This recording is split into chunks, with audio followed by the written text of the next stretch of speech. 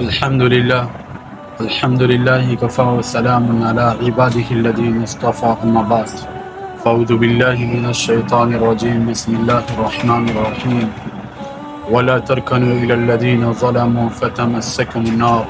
وما لكم من دون الله من أولياء ثم لا تنصرون او ظالموں کے آگے مت جھکو ورنہ جہنم کی آگ تمہیں چھوئے گی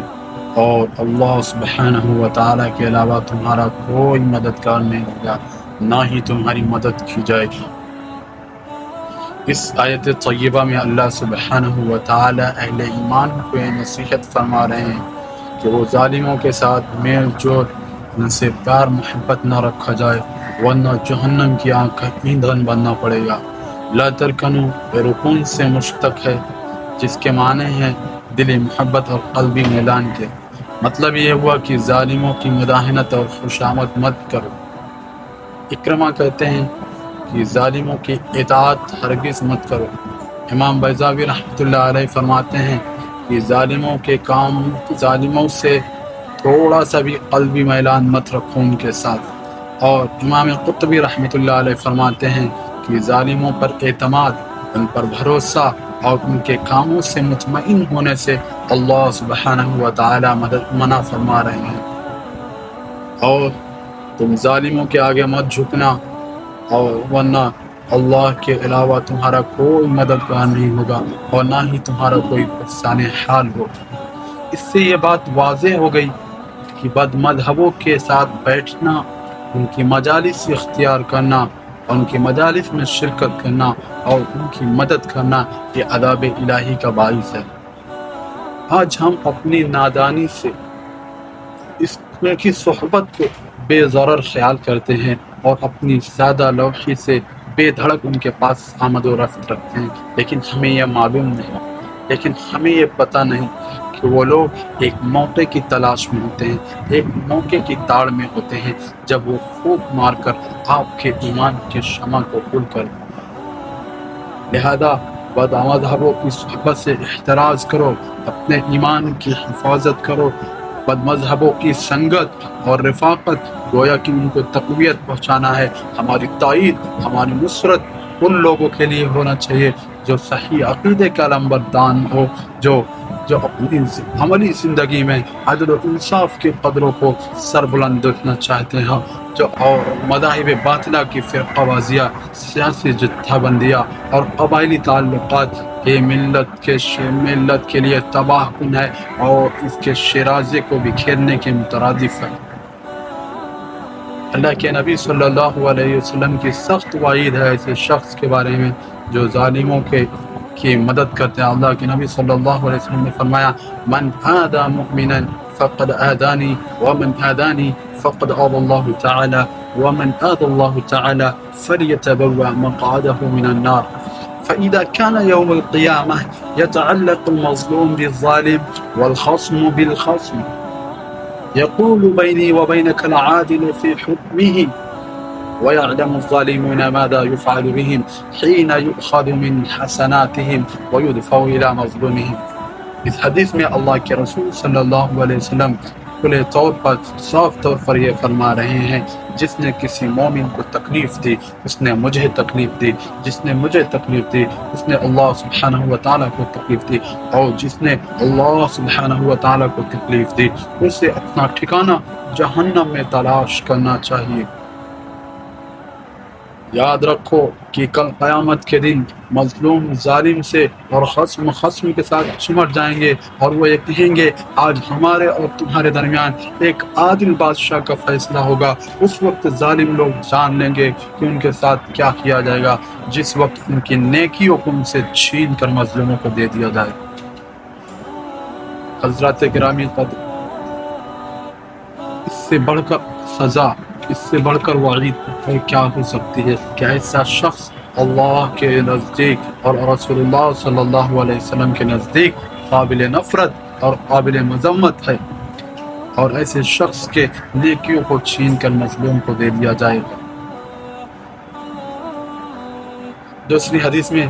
اللہ کے نبی صلی اللہ علیہ وسلم اللہ کے عدل کو بیان کرتے ہیں کہ اللہ سبحانہ و تعالیٰ کا عدل اس کے بندوں کے درمیان کس طرح ہوگا۔ حضرت ابو ہریرہ رضی اللہ تعالیٰ عنہ بیان فرماتے ہیں ان رسول اللہ صلی اللہ علیہ وسلم قال اتدرون من المفلس قالوا المفلس فينا من امتی من لا درہم ولا متاع قالوا المفلس من قال المفلس من أمتي من يأتي يوم القيامة وقد شتم هذا وقذف هذا وأكل مال هذا وسفك دم هذا وضرب هذا فيؤتى هذا من حسناته وهذا من حسناته فإن فنت حسناته قبل أن يقضي أخذ عليه مما أخذ عليه من خطاياهم طرحت عليه ثم طرح في النار۔ صحابہ کرام اللہ کے رسول صلی اللہ علیہ وسلم نے صحابہ کرام سے پوچھا، میرے صحابہ کیا تمہیں پتہ ہے کہ مفلس کون ہے؟ تو صحابہ کرام نے کہا، اے اللہ کے رسول، مفلس تو ہمارے درمیان وہ ہے جس کے پاس نہ مال ہو، نہ دولت ہو، نہ جائیداد ہو، نہ سونا ہو، نہ چاندی ہو، ایسا شخص ہمارے درمیان مفلس۔ اللہ کے رسول صلی اللہ علیہ وسلم نے کہا، نہیں، میری امت کا مفلس وہ ہے جو کل قیامت کے دن نماز لے کر آئے گا، روزے لے کر آئے گا، حج لے کر آئے گا، زکوٰۃ لے کر آئے گا، لیکن اس نے کسی کو گالی دی ہوگی، کسی کو برا بھلا کہا ہوگا، کسی کے ساتھ مار پیٹ کی ہوگی، کسی پر الزام تراشی کی ہوگی، کسی پر بہتان تراشی کی ہوگی، کسی کے مال کو ہڑپا ہوگا، کسی کے مال کو ہڑپ کر کھا گیا ہوگا، اور کسی کے ساتھ زبردستی مار پیٹ کی ہوگی۔ ایسا شخص میری امت کا وہ مفلس ہوگا جو کل قیامت کے دن ایسے شخص سے اس کے نیکیوں کو چھین کر مظلوم کو دے دیا جائے گا،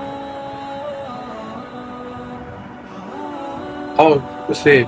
اگر مظلوم کے حق میں مظلوم کو حصہ دینے سے پہلے ہی اس کی نیکیاں ختم ہو گئی تو مظلوم کے جو گناہ ہو گئے وہ اس کے سر لاد دیے جائیں گے اور اسے گھسیٹ کر جہنم میں پھینک دیا جائے گا۔ اس لیے حدیث میں آتا ہے کہ من کان عنده مظلمۃ لاخیہ، اللہ کے نبی صلی اللہ علیہ وسلم کا ارشاد ہے ان کی امت کے لیے وہ ایک نصیحت آموز سبق ہے کہ اللہ کے نبی فرما رہے ہیں، من کان عنده مظلمۃ لاخیہ فلیحللہ منها فی الدنیا، جس نے اپنے کسی مظلوم بھائی کے ساتھ ظلم کیا ہو، زیادتی کی ہو، تو اسے چاہیے کہ وہ اپنے اس مسئلے کو اسی دنیا میں حل کر لے، اس سے معافی تلافی کرا لے، اس کو سوری کہہ دے، ورنہ کل قیامت کے دن نہ درہم چلیں گے، نہ دنانیر چلیں گے، نہ روپیے چلیں گے، نہ پیسے چلیں گے، نہ اور کوئی چیز چلے گی۔ اس وقت اگر اس کی نیکیوں کو مظلوم کے حق میں دے دیا جائے گا، اور اگر اس کے پاس نیکیاں نہیں ہوگی تو مظلوم کے جو گناہ ہیں اس کے سر پر لاد دیا جائے گا۔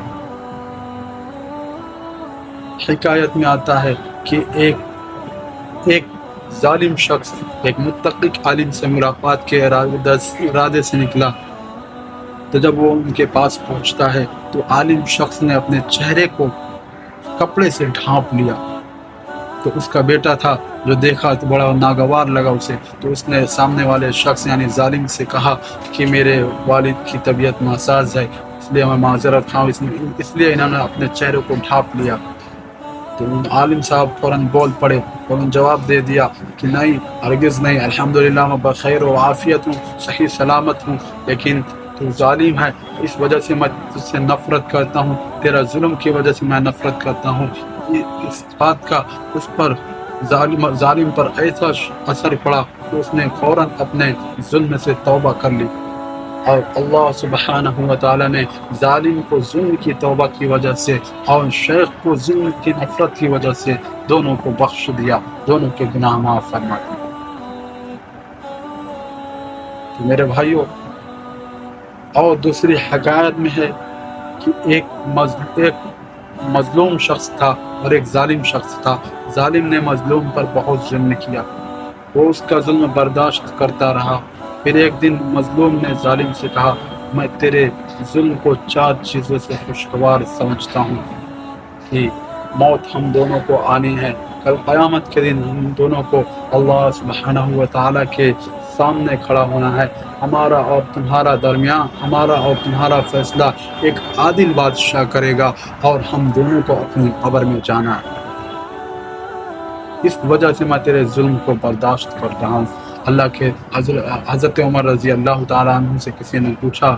سب سے بہتر اور پسندیدہ عمل سب سے بہتر اور پسندیدہ چیز کیا ہے؟ تو حضرت عمر رضی اللہ تعالیٰ عنہ نے